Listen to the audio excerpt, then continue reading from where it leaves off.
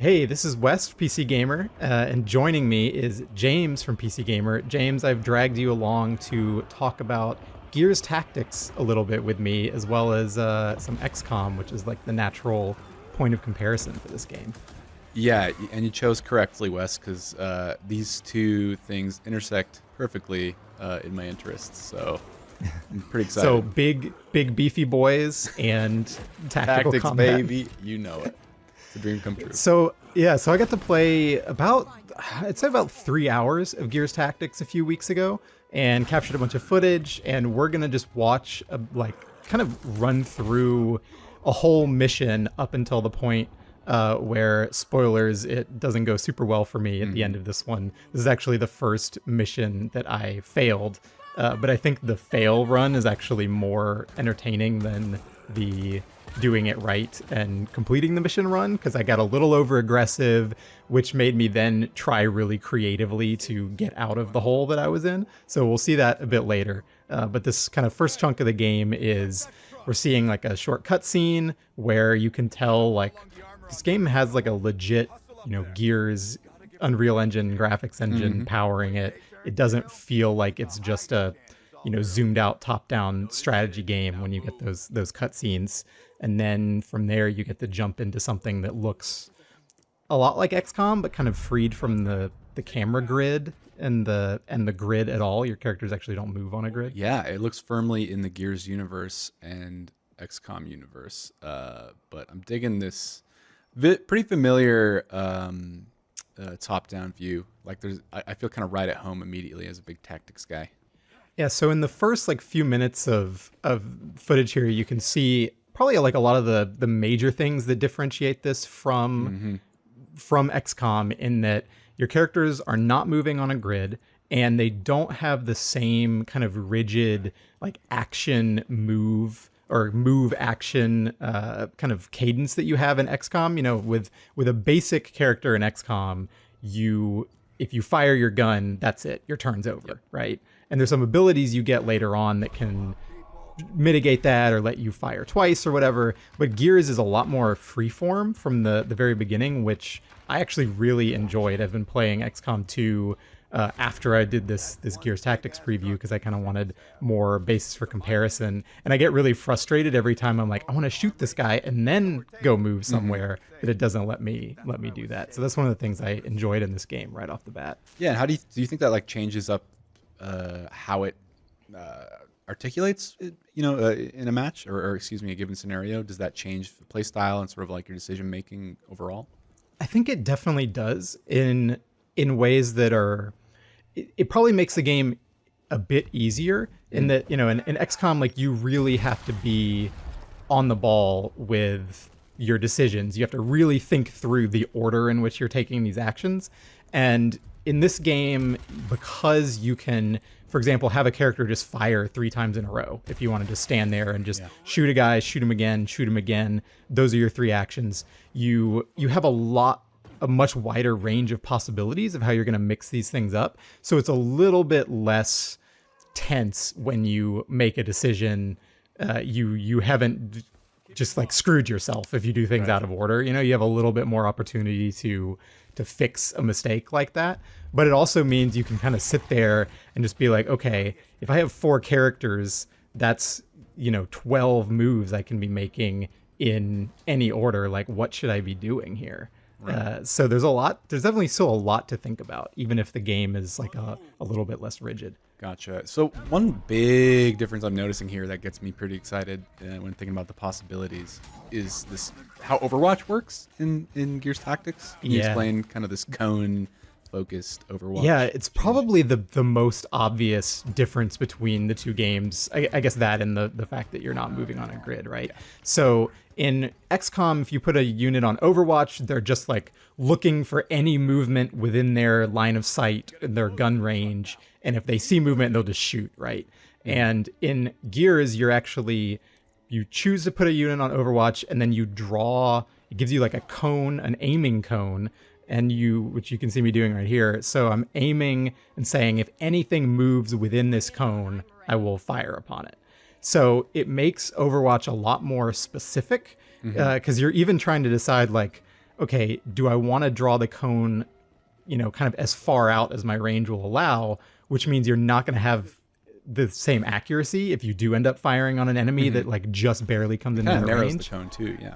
It also, yeah, so you can decide, do I want to be shooting at people where I'm less accurate further away? Do I want to be trying to cover a wider angle here versus covering a very specific angle? And so it makes for some interesting give and take, especially around like an emergence hole, where I'm trying to put Overwatch over this emergence hole, which is one of the ways enemies will spawn in this game, is they'll just kind of pop up right behind your lines or, kind of within your combat area. And you might not be able to cover the whole ring around the emergence hole with the Overwatch, so you're kind of going like, shit, where do I think they're gonna pop up out of this hole? And so that's definitely a consideration. Yeah, it's interesting too because just real quick, you can see the enemies Overwatch too, so they can just lock down specific spaces that you maybe have to then make very obvious like detours around. Totally. And another big thing about it too is it plays into the action point system. So if you put a unit on Overwatch with your first action, they can actually fire multiple times at the enemy instead of it just being a one and done thing. So there is a difference between choosing to move and then go into Overwatch versus going, okay, I'm going to just sit here in this space and use all my action points to go on Overwatch. So here we're starting to see what happens when you're a little over aggressive with your positioning. I got my guy Sid out there thinking, okay, I'm going to put like a pincher move on these enemies, hit them from both sides, and didn't account for the fact that they were going to pop out of the emergence hole and then immediately get to take their turn. So they basically just got in there and fucked him up with their shotguns immediately. And that really put me on my back foot trying to figure out, okay, how do I get over to this guy and revive him to keep him from dying? And what can I do about these emergence holes? You, just like in regular Gears, you can throw grenades in them. Yeah, so you can stop more enemies from spawning. And if you don't do that, as I will discover a bit later, it can get really bad, right? Just too many enemies for you to be able to contain. Yeah, that's cool. That's like that Gears experience translated nicely into tactics form. Yeah, one thing I would say different between this game and XCOM is you generally have cooldowns on abilities instead of just limited resources. I mean, a lot of XCOM abilities have cooldowns, but something like a grenade, right, in XCOM is like a one-time use item, or maybe you get like a couple uses out of it when you do upgrades or whatever. But in this game, mostly stuff is unlimited use, but you're going to have to wait quite a while to be able to use it again. So I just used a heal grenade from my like support character to wake up Sid, which is going to buy him a little life here, but he is still like pretty stuck, pretty tough spot. Yeah. And this is another cool ability for the more like the ranger character, where you can use a dash move to go in a straight line and cover a lot more ground than you normally would. But it has to be in a straight line, so you run into some limitations. That roadie run. That roadie run, exactly. It's kind of cool how much of the Gears mechanics they actually translated into a tactics game. The emergence holes, the roadie run. There's a lot of stuff, like all of the finishing moves are a big thing in this game to eliminate enemies. Yeah, they win you an action point, right? If you kind of take the risk and get up in there.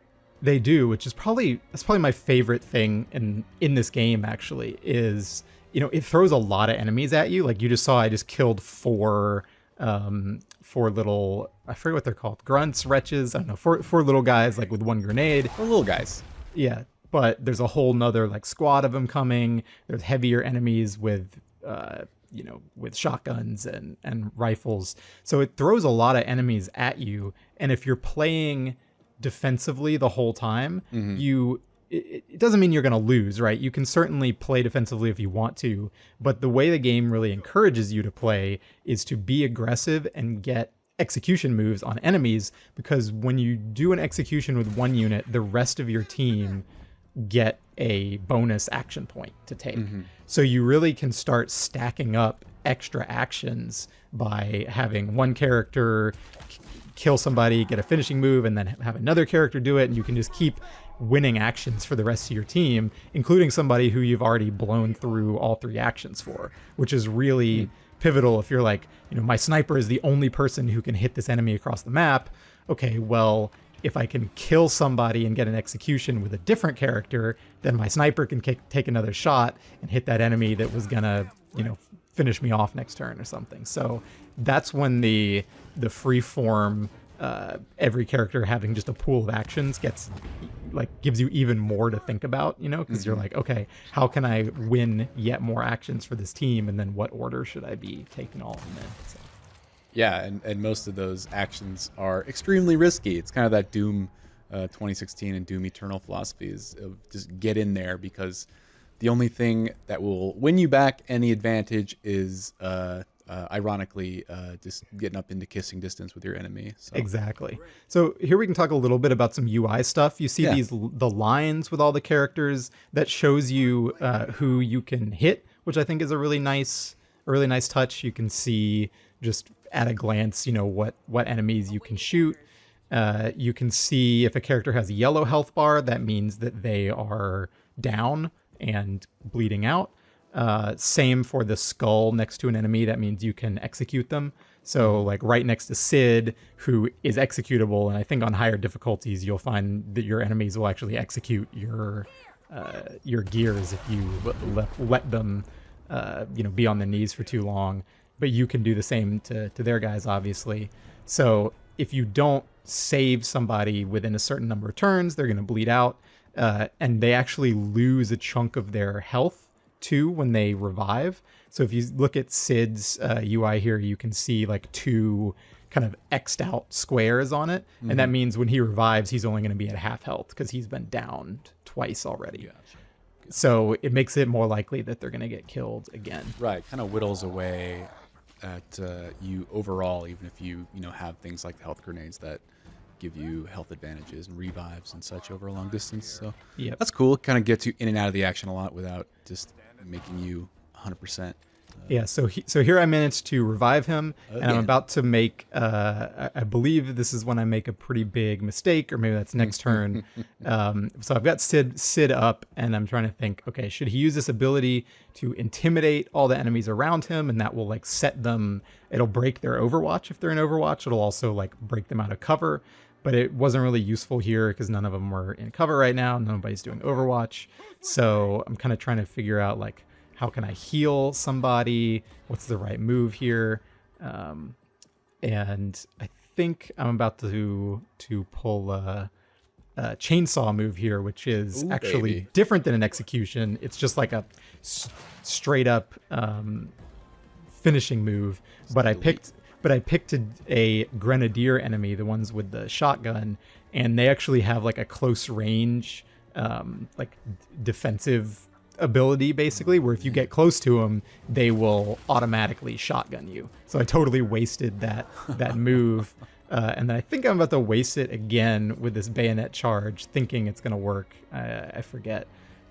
We'll see what happens here. But there's like all the different characters have pretty cool dynamics. Like I've got this machine gun guy over here, chain gun, who will do some healing based on how long they stay anchored. I think they'll do some healing, and they get like a buff to their damage over time, I believe. So their character is kind of built around pretending like they're a turret, right? And so you're this big guy with this giant gun. The better your positioning, the more points you're going to kind of get in your favor every time you stay in that one spot and keep shooting. So it encourages you to like position them perfectly and then just kind of hold the line with them versus moving them around too much. Gotcha. Did you get a sense there were, I guess, long-term upgrade paths or kind of stat allocation paths that let you kind of carve out different playstyles within those classes, or are they pretty static? Definitely. So I would say it's even more varied than XCOM 2 is. So here we got a execution that's going to give everybody on the team a bonus action, which you see in the UI, so that's pretty cool. Nice. And then I tried to use the bayonet charge, thinking it was going to work. and then he gets an attack of opportunity. Down Sid again. So at this point, if I don't revive him, he's going to bleed out this next turn, and I would lose. There's actually, you have like hero characters in this game. So your two like starters are Gabe and Sid, and if either of them die, you fail the mission basically. So this game has kind of a mix of like your XCOM-y, create a character, random squad guys that you just recruit and can customize, and then your more heroic characters. And they actually have some special abilities too that not everybody has. So it's kind of fun, it's like you get a little aspect of that hero shooter kind of design in here, but for the most part your squad are just disposable grunts that you can customize. Okay, interesting. So yeah, let me talk about the skill system a little bit. In XCOM, you have each character has like 2 options every time they level up, whether you want to, your sharpshooter can kind of lean into their sniper rifle or they can lean into their pistol. In this game, you have like 4, there's kind of 2, there's a 2-sided skill tree, and we can show a little bit of this. The skill tree on the left will go up and down into 2 separate paths, and then on the right up and down into 2 separate paths. So you can basically have 4 different specializations for each class, and those specializations you can also kind of mix and match, right? So you're not going to be able to fill out the entire tree with a character before they hit max level, but you could pull a few abilities from the left side that might, make your ranger character, for example. You can pick some characters that make them able to move further in one turn than a normal character would. And then you can kind of go on the other side and pull up some skills that make them, do more damage in combat or something like that. Gotcha. So there's a decent amount of mixture there. I think you'll actually end up with characters who are a little bit more customized than you would in XCOM in terms of which skills you pick to make kind of amalgamate your own version of a class. Right. You're not sitting pretty here, Wes. No, it's going pretty rough. Something I'm noting here is that, like, and I'm wondering if you felt this, that the enemies are just pouring in. Like, XCOM would kind of surprise you and ambush you from all sides, but this seems to be about, like, kind of an onslaught from all angles, and a lot of these systems, skill systems and character abilities seem built to support pivoting hard. Did you kind of get a sense that is sort of part of the design? Yeah, and talking to the developers, like, they were definitely about putting more enemies on screen. And I think the enemies are generally not as hardy as enemies in XCOM could be, but there are a lot of them for sure. And it makes you strategically think about, like, am I going to close this emergence hole? So one of the problems that I ran into on this mission was I kind of blew through my grenades too early, and then they were on very long cooldowns. And because I kept trying to revive this character too, I didn't get a good chance to close this other emergence hole. And so that adds, more characters coming out than I might otherwise be having to fight. So you definitely need to be careful about some of those abilities as much as it pushes you to be aggressive. If you throw all your grenades and then an emergency hole pops up, like you just got to figure out how to deal with it, So yeah, there's a lot of enemies closing in, and I was really I was just kind of on my back foot at this point, trying to figure out, how do I kill these guys? How do I keep this one character from getting downed again, get him to safety? A lot of my abilities were on cooldown. So I was definitely panicking a little bit. That's good though. It's like prying yourself out of these corners you accidentally paint yourself into is part of the charm of these games. And you get close at times, and it shows that it is possible for you to get out. Had you known a couple more things. Yeah. So here I was trying. I was hoping that this plant a grenade ability would work as closing an emergence hole. It does not. You have to throw the grenade into the hole. So I was just kind of placing it like a claymore. So that's not gonna do it for me. Gosh. But we saw a second ago too the enemy being on Overwatch, and I actually ran my character just out of that Overwatch to get him to cover. But one other cool, I guess you'd call it an ability they put in this game, is you have a thing called I think disrupting shot, something like that, which you can use to knock enemies out of Overwatch. So you can shoot them with your pistol with that move, and then that'll knock them out of Overwatch, and then you can run through where that line of sight would have been. So, in XCOM you can just injure an enemy to disrupt Overwatch or something like that. But I thought it was pretty cool that they had like that there was a feature that they consciously built in here, and as a result you'll see enemies use Overwatch a lot, and it's a big factor of the game's figuring out how you disrupt that so that you can move safely. That's rad. Did you get a sense that there's because from what I can tell, this is more of a bespoke campaign. Are there any like randomized elements when it comes to level generation or like familiar metagame stuff between missions? Great question. So it doesn't really have the metagame stuff that XCOM does in terms of building out your base. You're gonna pick up items that you use to customize your character's weapons. So there's a lot of there are a lot of different parts of the weapons that you can change out. Like barrels and sights and handle, grips and clips and all that stuff. So that's how you'll be customizing your characters mainly. There is some other aesthetic customization, but you're not going to have the same like detailed armor system and like doing all the research and stuff that you will in XCOM. It's definitely more focused and straightforward.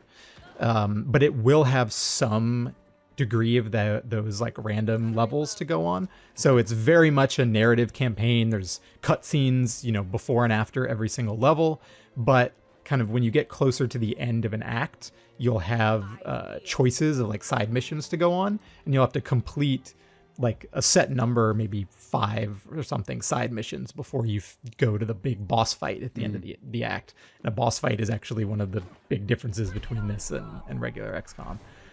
So you will get some of those kind of non-narrative driven side stories that you can go on to just like level up your characters. So and that's the end of Sid there. Somebody came out of the emergence hole. I had kind of made a gamble with that grenade, putting it on one side, hoping maybe they'll spawn there and it'll take them out. Did not take them out, so I had to re-roll the mission. But we'll save that for another time. That'll do us, I think, for this one. Any closing questions though you have for this in XCOM? No major questions. I'm just I guess. Do you think this is something a bit more accessible to tactics people than something like XCOM, without necessarily being less challenging? Yeah, I think so. I mean, XCOM has a lot of systems that it throws at you, especially if you're playing like XCOM 2 War of the Chosen, which adds all these other elements which are really cool, but it's just a lot, right? This game, you're gonna get to do some of the fun character customization stuff, but for the most part you're just gonna be in the strategy mode and just doing missions. So I think it's a lot, if you feel like you want to play XCOM but you don't want the overhead of like, I have to understand the world map and I have to like balance the timing of when I go on these missions before, otherwise they're gonna like invade me and, complete the Dark Project or whatever. You don't really have to worry about that stuff in this game. So if you want that grand strategy feeling, this might feel a little bit too stripped down for you. But if you really are just into the tactical combat, like I think Gears Tactics is gonna be really fun. Wow, looks pretty neat. Cool, so that'll do us for this convo. You can also check out a preview I wrote on the website, talking to the developers about making this a very PC-focused game, doing a lot of the same technology stuff that's in Gears 5, really, in terms of graphic settings, a lot of accessibility options that are pretty cool. And it's like Gears Tactics is out on April 28th, so we'll be able to play it in a month.